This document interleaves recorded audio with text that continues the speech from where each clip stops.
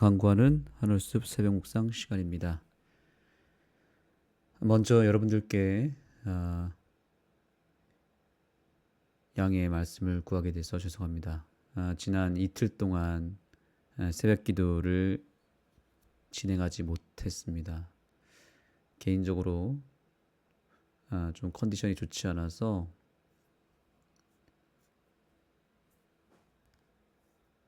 화요일과 수요일 이틀 동안 이 새벽 기도를 진행하지 못한 부분에 대해서 다시 한번 죄송하다는 말씀을 전합니다. 늘 새벽 기도를 진행하면서 저는 이 새벽 기도가 제 개인적인 신앙의 바로미터라고 늘 생각을 하고 있고, 이 새벽 기도에 여러 가지 방해 요소가 있고 또 사단의 공격이 늘 있을 때마다 한 가지 생각하는 부분은 무엇이냐면, 하나님께서 우리에게 정말로 꼭 주시고자 하는 말씀, 매우 중요하기 때문에 놓쳐서는 안 되는 말씀이 있을 때마다 사단의 방해와 공격은 더 거세진다는 것을 늘 체감하고 있습니다. 여러분들께서 이 새벽 기도에 그동안 함께 해주시면서 감사했던 부분은 바로 이 신앙의 길을 함께 걸어가면서 새벽을 깨우는 부분은 참으로 우리에게 큰 힘이 되었을 것입니다. 반면에 또한 여러분들에게 늘 죄송한 마음이 있었던 것은, 가끔씩 이렇게 새벽 기도에 어려움이 생기고 또 새벽 기도를 하지 못했던 순간마다 여러분들에게 늘 죄송한 마음이 있었습니다. 여러분들이 그러한 순간이 있을 때마다 생각해야 되는 것은 사단의 방해와 공격이 굉장히 우리 가까이에서 임하고 있다는 것을 늘 생각했으면 좋겠습니다. 이렇게 새벽 기도에 차질이 생길 때마다 저는 개인적으로 그 주의 말씀이 더더욱 새롭게 느껴지고, 또한 분명히 하나님의 섭리가 여기에 또한 있다고 믿고 있습니다. 여러분들께서도 그렇게 생각하셨으면 좋겠습니다. 새벽 기도에 어려움이 생기거나 혹은 공백이 생길 때마다 더더욱 기도하셨으면 좋겠고, 더 유심히 그 주의 메시지, 그날의 메시지를 더 살피는 것이 또한 중요할 것이다 라고 생각합니다. 이번 주의 교과의 말씀 또한 우리 모두에게는 참으로 중요한 말씀일 거라고 저는 확신합니다. 그렇기 때문에 사단의 방해도 있었을 것이다 라고 짐작하게 됩니다. 그런 의미에서 오늘 드리게 되는 이 월요일 소지의 말씀, 우리가 더 집중하여 말씀에 주목하게 되기를 소망하고, 이 말씀을 더더욱 우리가 강하게 붙잡는 계기로 삼았으면 좋겠습니다. 오늘과 내일 이틀 동안 그동안 하지 못했던 밀렸던 말씀들을 함께 돌아보면서 오늘 이틀의 말씀을 보겠고요. 내일도 연속적으로 이틀치의 말씀을 살피겠습니다. 그래서 오늘은 월요일과 화요일 이 두 날에 해당하는 말씀을 보겠고요. 내일은 수요일과 목요일의 말씀을 살피도록 하겠습니다. 먼저 월요일의 말씀, 제목은 고발이라고 하는 제목의 말씀을 살피겠습니다. 이번 주의 말씀의 전체적인 핵심 주제는 무엇입니까? 그 땅에서라는 제목을 가지고 있죠. 그 땅에 거할 때 바로 가나안 땅에서 일어나는 일들입니다. 가나안 땅은 영적으로 구원받은 백성들이 거하게 될 땅이죠. 하늘나라, 천국을 의미하기도 합니다. 천국에 들어갈 백성들, 천국에서 살게 될 우리들이 천국 시민으로서 구원받은 백성으로서 어떠한 삶을 살아야 될지에 대한 부분을 다루고 있다고 말씀드렸습니다. 하늘에서나 이 땅에서나 결국에는 하나님이 우리의 행복을 위해서 모든 것을 베풀어 주시고 그 행복은 관계에서 온다고 말씀을 드렸습니다. 하나님의 백성들이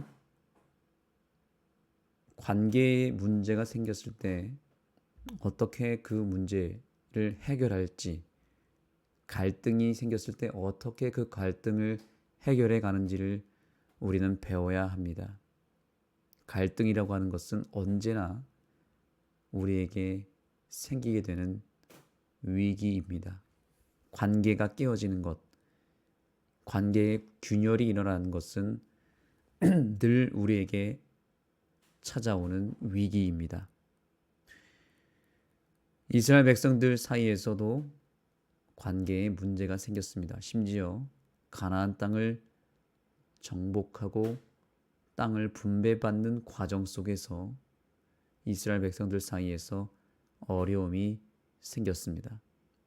그들은 서로 배려했고 또 서로 사랑하는 관계였습니다. 그럼에도 불구하고 어려움과 위기가 그들에게 찾아왔습니다. 두 집단 사이에서 관계의 균열이 가기 시작했습니다. 그 균열의 근본 원인은 작은 오해에서 출발했습니다. 오해라고 하는 것은 모든 관계에 있어서 가장 근본적인 문제가 됩니다. 대부분 갈등이 생기거나 관계에 문제가 생길 때에는 바로 오해라고 하는 요소에 의해서 생긴다고 보아도 될 것 같습니다. 전쟁을 마무리하고 르우벤 지파, 갓 지파, 므낫세 반 지파, 바로 요단 동편에 거했던 이 세 지파가 이제 전쟁이 끝났기 때문에 먼저 받았던 땅으로 돌아가게 됩니다. 먼저 분배받았던 땅은 어디였습니까? 요단강 동편의 땅이었습니다.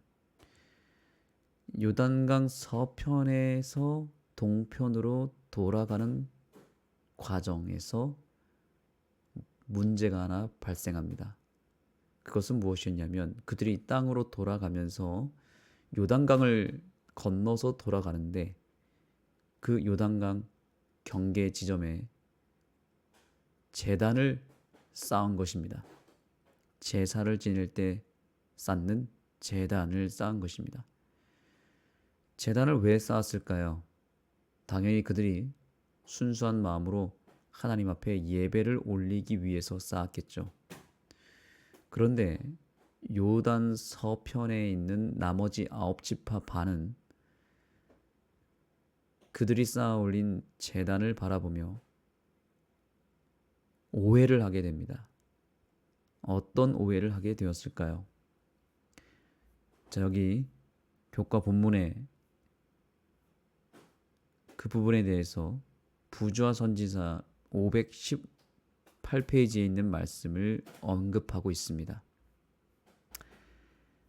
자, 여기 영감의 교훈에 대한 부분을 보겠습니다.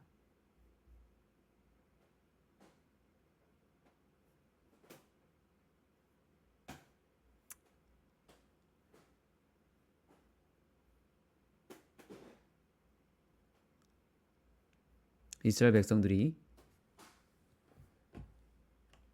기적적으로 강을 건넌 곳에서 멀지 않은 요단 강변의 두 지파와 반지파는 실로의 번제단과 비슷한 큰 제단을 쌓았다. 율법은 성전 이외에 다른 예배하는 곳을 세우는 것을 금지하고 또 그렇게 하는 자를 사형에 처하도록 하였다. 만일 이 제단의 목적이 그런 것이라면 그것을 그냥 둔다면 그것은 백성들을 참 신앙에서 돌아서게 할 것이다. 네, 여기 보니까 율법에 명시된 것은 이 제단이라고 하는 것을 아무 데서나 쌓으면 안 된다고 되어 있었습니다. 정해진 장소 외에는 이 제단을 다른 곳에서 쌓으면 안 되었다는 것입니다. 그래서 이 요단강 서편에 거했던 9지파 반 사람들은 요단강변에다가 제단을 쌓은 요단강변에 제단을 쌓은 므낫세 지파, 갓 지파, 르우벤 지파에 대한 엄청난 오해를 하게 됩니다. 그들이 제단을 쌓은 것은 우상 숭배를 한다고 오해를 하게 된 것입니다. 그 외에 또 온갖 추측에 대한 추측으로 인한 잘못된 정보를 널리 퍼뜨리기 시작합니다. 이것은 명백한 오해였습니다. 팩트는 절대 그것이 아니었습니다. 그런데 왜 오해하게 되었을까요? 그 이유를 교과의 저자는 이렇게 설명합니다. 교훈의 말씀을 보겠습니다. 동편으로 돌아간 지파들이 제단을 쌓을 때 그들의 동기에 대한 질문이 제기되었다. 서편의 지도자들과 상의 없이 한 일이었기에 오해가 생길 수 있었다. 자, 왜 오해가 생겼다고 말하고 있습니까? 오해가 생긴 이유가 무엇이죠? 이것은 동편에 거했던 사람들이 서편의 사람들과, 특별히 서편의 지도자들과 상의 없이 하였기 때문에 오해가 생겼다는 말입니다. 오해가 생겼다고 말하는 것입니다. 그러니까 동편으로 거하면서 이 사람들이 이렇게 얘기하면 되었겠죠. 저희가 이렇게 전쟁이 마지막으로 마쳤고 하나님께 감사한 마음이 있기 때문에 우리가 건너가기 전에 제단을 쌓아서 예배를 좀 드리겠습니다 라고 하든지, 또 나중에 이유가 밝혀지겠지만 더 중요한 이유가 있었다고 합니다. 그것은 바로 이제 요단강을 중심으로 동편과 서편이 갈라지기 때문에 이 이스라엘 백성들 사이에서 이 요단강을 기준으로 해서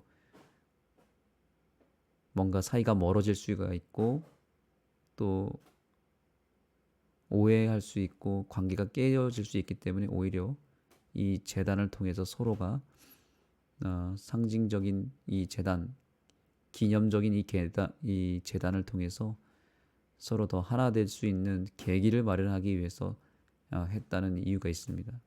여하튼 그런 이유를 미리 설명하고 제단을 쌓았더라면 오해하지 않았을 텐데, 아무런 상의도 없이 통보도 없이 그냥 헤어지는 인사를 하고 나서 갑자기 요단강을 건너면서 제단을 쌓아 올린 것입니다. 누가 봐도 이스라엘 백성들 입장에서는 오해할 수밖에 없는 그런 상황이었던 것입니다. 즉 서로 상의하지 않았기 때문에 오해가 생겼다는 거죠. 서로 소통하지 않았다는 것입니다. 우리가 잘 알듯이 모든 문제의 대부분의 원인이 소통의 부재라는 것을 우리는 너무나 잘 알고 있습니다. 소통 없이 어떤 일을 하게 되면 반드시 부작용이 생기게 되기 마련입니다. 일방적으로 뭔가 밀어붙이거나 또 아무런 소통 없이 독단적으로 하게 된다면 사람들이 그 자체로 상처를 받기도 하고 부정적인 시각으로 나도 모르게 비판하게 되고 오해를 하게 됩니다. 그래서 사전에 미리 소통하고 충분히 협의하고 서로 의견을 나누는 것이 많은 문제를 해결하는 데 도움이 됩니다. 아무리 사이가 좋아도 소통이 안 되면 관계에 균열이 생긴다는 사실이 오늘 밝혀지게 된 것입니다. 이스라엘 백성들이 전쟁도 마쳤겠다, 얼마나 서로가 끈끈한 관계 속에서 헤어졌겠습니까? 그런데 소통을 하지 않은 것으로 인해서 문제가 발생하고 오해가 생기지 않습니까? 이것은 오늘 우리에게 매우 중요한 교훈을 주고 있습니다. 아무리 좋은 관계라도, 가족 관계라도, 심지어 교회에서의 문제에서, 교회 안에서라도 이런 문제는 생길 수 있다는 거예요. 부부 사이나 부모와 자식과의 관계 속이나 아주 친한 친구 관계 속에서도 소통이 부족하고 대화가 단절이 되면 큰 위기를 맞이할 수 있다는 사실을 명심하시기 바랍니다. 대화가 없으면 아무리 좋은 관계도 오해를 하고 결국엔 갈등이 생기게 되고 관계가 깨질 수 있다는 사실입니다. 교회에서 회의를 하거나 또 소그룹을 할 때 충분한 대화를 나눠야 하는 것입니다. 소통을 많이 하면 할수록 관계도 서로 좋아지고 또 진행하는 모든 것에 대한 여유로운 마음이 생기게 됩니다. 그리고 일이 잘 풀리게 되어 있습니다. 이것이 천국 백성들이 누리게 될 행복입니다. 아니, 우리가 천국 백성으로서 지금부터 누려야 할 가치들입니다. 우리가 하늘나라에 가면 바로 이러한 소통을 통해서 얻는 축복을 받게 될 것입니다.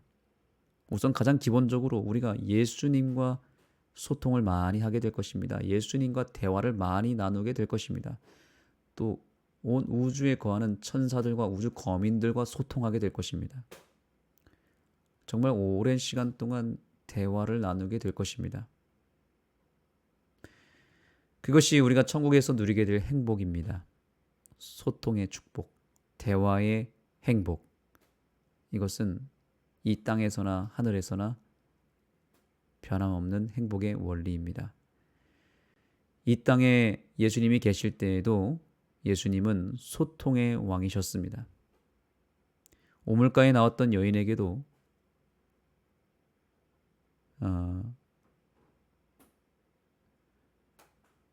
여인에게 답을 주신 것이 아닙니다. 답을 주기 전에 대화를 나누셨죠. 질문을 많이 하셨습니다. 예수님은 사람들을 만날 때마다 말을 걸으셨고 대화를 시도하셨습니다. 소통을 빠뜨린 적이 없습니다. 항상 예수님은 소통하셨습니다.